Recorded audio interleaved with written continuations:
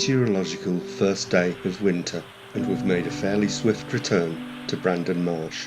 And after all the recent rain and floods, what glorious weather to herald in the beginning of winter. Sunbeams dance on the surface of the water, and we begin with the usual views of cormorant drying their wings, but from the John Baldwin hide, by far the most numerous birds on view, a tufted duck. We also see coot and mallard, but not much else, so we decide to move on, and we make our way to the John Watson hide through an unexpected rain shower, but the bright winter sunshine soon returns.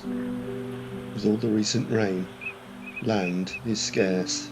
There is this small island, and a few species of water birds congregate there. We watch lapwing and sleeping shoveler, and then the rain returns. But it's only the briefest of showers, and we continue to watch teal as they feed and preen at the water's edge. In the distance is the new osprey nest platform, which it's hoped will attract nesting ospreys on their return to the UK next spring, but for now it's a perch for this female kestrel. We also see magpie, moorhen,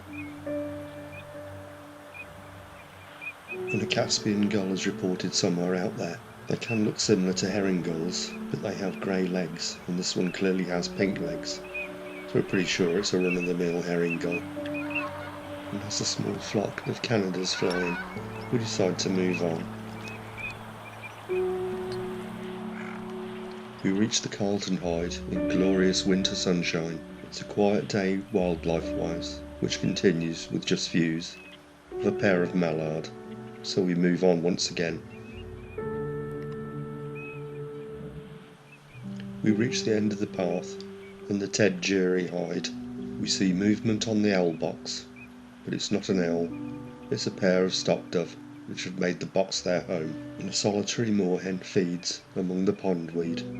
We decide it's just one of those quiet days, and we make our way back to the feeders situated outside Badger's tea room, and we see all the usual feeding station visitors, dunnock, blue tit and great tit, and we're reminded of how important it is to feed the birds at this time of year.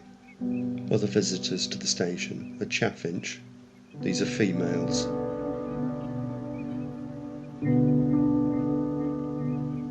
We also see this male reed bunting. A female blackbird, looks like a Scandinavian bird, and also a rabbit.